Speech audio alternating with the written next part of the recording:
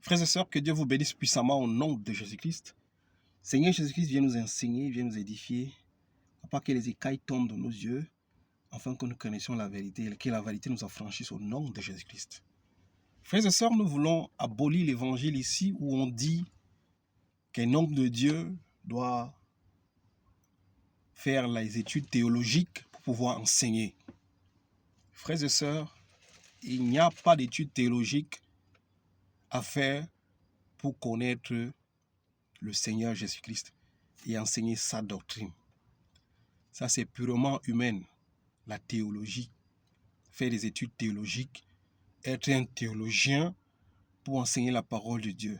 C'est écrit nulle part dans la Bible, de la Genèse jusqu'à l'Apocalypse. Rien n'est écrit de ce genre. Jusqu'à Malachie, il n'y a rien où on a parlé, où un homme de Dieu a été théologien, où il a fait la théologie pour être et enseigner la parole de Dieu. La parole de Dieu, c'est par appel. Hébreux 5 nous dit, personne ne peut s'attribuer le rôle d'être sacrificateur ou souverain sacrificateur, si cela ne lui a été attribué par Dieu. Que ce soit Aaron, Moïse, tous ceux qui nous ont précédés dans la foi ont été appelés à servir Dieu. Mais personne ne s'attribue cet acte. Et un homme ne l'attribue pas à un homme. Donc tu n'as pas des études théologiennes à faire. Même si aujourd'hui il y a des faux pasteurs qui s'élèvent, des faux prophètes pour prêcher la parole de Dieu. Même l'apôtre Paul a dit qu'il y en a qui prêchent pour les motifs de leur ventre. Ceux qui prêchent pour les motifs de disputes. Et il y en a qui prêchent pour le royaume. Mais après il a dit lui-même, quoi qu'il se fasse, le nom du Christ est prêché. Frères et sœurs, ce qui est important, c'est que le Christ soit prêché. Et en vérité comme il se doit. Mais un prédicateur de l'évangile n'a pas besoin de faire des études théologiques pour prêcher la parole de Dieu. C'est par appel et c'est par une grâce que Dieu appelle qui il veut à son œuvre. C'est ce que nous allons voir ici. J'ai lu la Bible de la Genèse jusqu'à l'Apocalypse, jusqu'à Malachie. Je n'ai pas vu un homme qui a fait des études théologiques pour connaître Dieu. La Bible nous déclare, le Saint-Esprit vous enseignera dans toutes choses et dans toute la vérité. C'est le Saint-Esprit qui enseigne les enfants de Dieu. Nous allons voir quelques exemples ici qui nous montrent que c'est Dieu qui appelle et il fortifie par la puissance de son esprit. Lisons au nom de Jésus-Christ la parole de Dieu pour nous édifier. 1 Samuel chapitre 3, nous allons voir un des exemples ici que nous avons pris, un appel d'un grand prophète. Disons 1 Samuel chapitre 3. Ici, Samuel ne connaissait pas encore la voix de Dieu. Il était dans la maison, dans le temple avec Élie, mais il n'avait pas encore écouté la voix de Dieu qui était à son appel. Je lis à partir du verset 6. L'Éternel appela de nouveau Samuel. C'est par l'appel et par la grâce de Dieu. L'Éternel appela de nouveau Samuel pour la troisième fois. Samuel se leva, alla vers Élie et dit, « Me voici car tu m'as appelé. » Élie comprit alors que c'était l'Éternel qui appelait l'enfant. Parce que Samuel était encore un enfant. Il ne connaissait pas encore la voix de Dieu. Et il dit à Samuel, « Va te coucher. Et si l'on t'appelle, dis, parle Éternel, car ton serviteur écoute. » Et Samuel alla se coucher à sa place. L'Éternel vint se tenir près de lui et appela comme les autres fois, « Samuel, Samuel. » Samuel répondit, « Parle, car ton serviteur écoute. » Voilà comment Dieu appelle son serviteur. Pour la première fois, ça peut être étrange quand tu ne connais pas la voix de Dieu comme Samuel ici. Alors l'Éternel commence à parler à Samuel. Je ne vais pas lire le message qu'il était venu donner à Samuel pour la première fois. Et ce message était de dire à Élie qu'il va exterminer la famille d'Élie et ses enfants. C'était la première fois que Samuel avait entendu la parole de Dieu. Je peux descendre.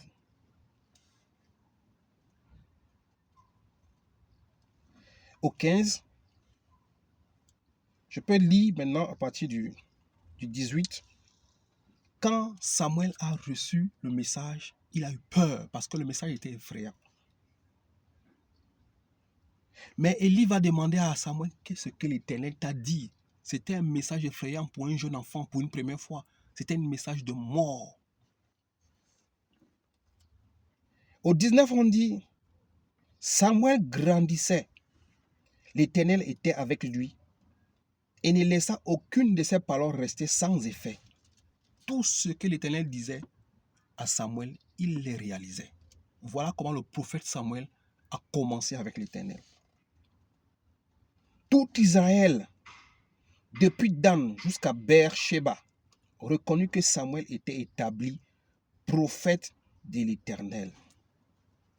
Tout Israël, depuis Beersheba, tout le monde avait confirmé que Samuel avait été établi prophète de l'Éternel. Samuel a été établi prophète de l'Éternel, il n'a pas fait la théologie. Au 21, on dit, l'Éternel continua à apparaître à Silo. En effet, l'Éternel révélait à Samuel à Silo, se révélait à Samuel à Silo en lui adressant la parole. L'Éternel se révélait à Samuel à Silo en lui adressant la parole.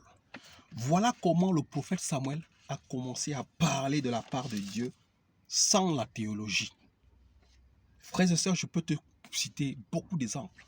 Gédéon, David, Joseph, tous ces grands prophètes, Jacob, aucun d'eux n'a fait la théologie. Il n'y a pas de théologie avec Dieu. La théologie de Dieu, c'est avec le Saint-Esprit de Dieu. Le Saint-Esprit vous enseignera toutes choses. Il vous conduira dans la vérité. Nous allons dans Matthieu chapitre 4. Nous allons voir encore l'appel de d'autres disciples par le Seigneur Jésus-Christ lui-même. Celui sur qui le Seigneur Jésus-Christ a dit, tu es Pierre, et sur cette pierre, je bâtirai mon église. Quand nous lisons Actes des Apôtres chapitre 4, nous allons lire, de toute façon. Frères et sœurs, regardons l'appel que le Seigneur Jésus-Christ adresse à Paul, à Pierre, à Jean, au fils de Zébédée et tout le reste. C'est par l'appel et non par une étude biblique. Ils ont été enseignés par le Seigneur Jésus-Christ et par son esprit. Matthieu chapitre 4, verset 12.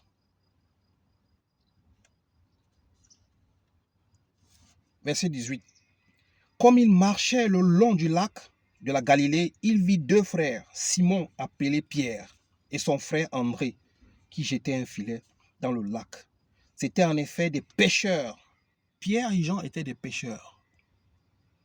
Il leur dit, suivez-moi et je ferai de vous des pêcheurs d'hommes. Ils n'ont pas fait la théologie. Parce que c'est le Seigneur Jésus-Christ qui devait les enseigner. Et après lui, le Saint-Esprit leur a enseigné. Dans toutes choses et dans toute la vérité. Sans la théologie des hommes. Mais la théologie est l'école du Saint-Esprit et de Dieu lui-même. L'école des hommes, quand tu fais la théologie selon le monde des hommes, tu vas avoir un certificat. Mais ce certificat n'aura pas d'efficacité devant Dieu. C'est pour ça que vous voyez beaucoup de gens qui ont fait des études théologiques. Ils n'ont pas l'esprit. Ils n'ont pas la puissance de Dieu. C'est pour cela que vous les voyez, ils sont tentés à faire des mauvaises choses. Parce qu'ils n'ont pas l'esprit. Ils n'ont pas la crainte de Dieu. Ils n'ont pas la grâce de Dieu. Ils n'ont pas la puissance de Dieu. Ils sont obligés d'aller chercher les démons pour les protéger. Ils sont obligés d'aller chercher des magiciens. Ils sont obligés de rentrer dans les loges sectaires, dans les sectes pernicieux pour avoir la puissance et la grâce. Mais celui qui est passé par l'école de Dieu, par l'école du Saint-Esprit, qui a été appelé, est vêtu de la grâce et de la puissance de Dieu. Il alla plus loin et vit deux autres frères, Jacques fils de Zébédée et son frère, Jean, qui étaient dans une barque avec leur père, Zébédée, et qui réparaient leur filet. Il les appela, et aussitôt ils laissèrent la barque et leur père et le suivirent. Voilà comment Jésus-Christ appelait ses disciples. Les fils de Zébédée ont abandonné leur père. Avec la barque et le filet, ils ont suivi le Christ. Voilà comment Dieu, c'est par l'appel et c'est par la grâce de Dieu. Nous pouvons encore lire un autre grand apôtre qui a été appelé par le Seigneur Jésus-Christ. L'apôtre Paul, qui persécutait l'église de Dieu. Il passait le temps à arrêter les disciples, à les fouetter, jusqu'à ce qu'un est mort, ou lui-même il s'est repenti plus tard. Étienne, un grand persécuteur, c'était un homme instruit selon la sagesse judaïque, mais ce n'était pas un homme qui avait la théologie judaïque, mais qui n'avait pas la vraie théologie de Dieu. Il pensait servir Dieu, mais il ne connaissait pas Dieu. Sur la route de Damas pour aller persécuter l'église de Dieu, c'est là où le Seigneur Jésus-Christ se révèle à lui. Actes des Apôtres, chapitre 13. Ananias répondit, Seigneur, je peux lire à partir du verset 11. Le Seigneur, je peux dire, ou même 10, or, il y avait à Damas un disciple du nom d'Ananias. Le Seigneur lui dit, ici, c'est quand l'apôtre Paul était sur la rue de Damas pour aller persécuter l'église, que le Seigneur Jésus-Christ lui a apparu. On dit une lumière venue du ciel qui l'a ébloui.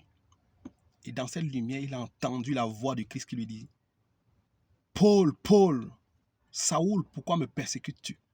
Il a demandé, qui es-tu, Seigneur? Il a dit, je suis Jésus-Christ que tu persécutes. Il a été frappé d'aveuglement. Et le Seigneur Jésus-Christ lui a dit d'entrer dans la ville et de prier. Le Seigneur Jésus-Christ va se révéler ici à Ananias qui devait aller prier pour Paul pour qu'il reçoive la délivrance. Or, il y avait à Damas un disciple du nom d'Ananias. Le Seigneur lui dit, dans une vision, Ananias, il répondit, me voici Seigneur. Le Seigneur lui dit, alors lève-toi, va dans la rue qu'on appelle la droite, et dans la maison de Judas, demande un dénommé Saoul de Tars. En effet, il prie, et il a vu en vision un homme appelé Ananias entrer et poser les mains sur lui, afin qu'il retrouve la vue. Ananias répondit, Seigneur, j'ai appris beaucoup tout le mal que cet homme a fait à tes saints à Jérusalem. Et ici, il a plein pouvoir de la part des chefs des prêtres pour arrêter tous ceux qui font appel à toi. Mais le Seigneur lui dit, vas-y, car cet homme est un instrument que j'ai choisi pour faire connaître mon nom aux non-juifs, aux rois et aux Israélites. Le Seigneur Jésus-Christ dit ici, ayant déjà dit à Paul, que lève-toi, entre dans la ville et on te dira ce que tu dois faire. Quand il a frappé Paul d'aveuglement, il lui a dit, lève-toi, entre dans la ville, on te dira ce que tu dois faire. Et il le confirme à Ananias ici. Mais le Seigneur lui dit, va, car cet homme est un instrument que j'ai choisi pour faire connaître mon nom aux non-juifs, aux rois et aux Israélites. Le Seigneur Jésus-Christ a choisi Paul, étant persécuteur de son église, de faire connaître son nom aux non-juifs, aux juifs et aux Israélites, aux rois, et que son nom soit partout reconnu sur toute la terre. L'apôtre Paul n'a pas fait une étude théologique. Il a été appelé par le Seigneur Jésus-Christ.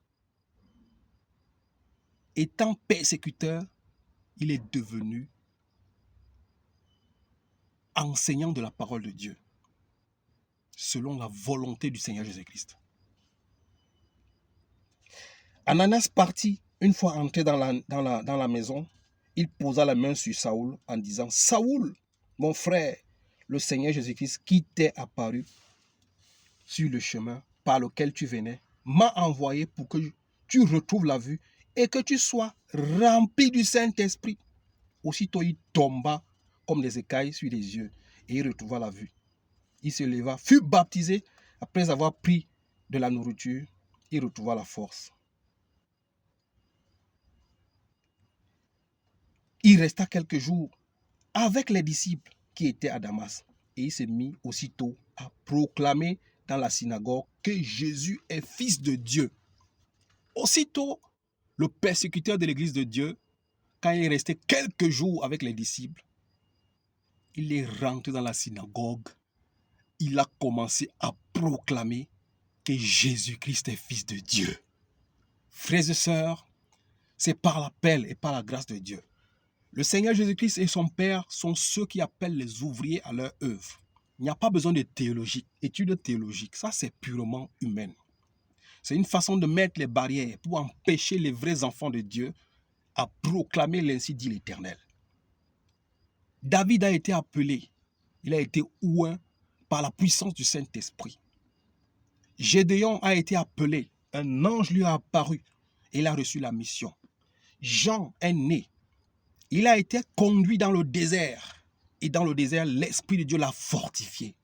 Le Seigneur Jésus-Christ également a été fortifié par la puissance du Seigneur de Dieu dans le désert pendant 40 jours. Frères et sœurs, Moïse était instruit dans toute la sagesse des Égyptiens.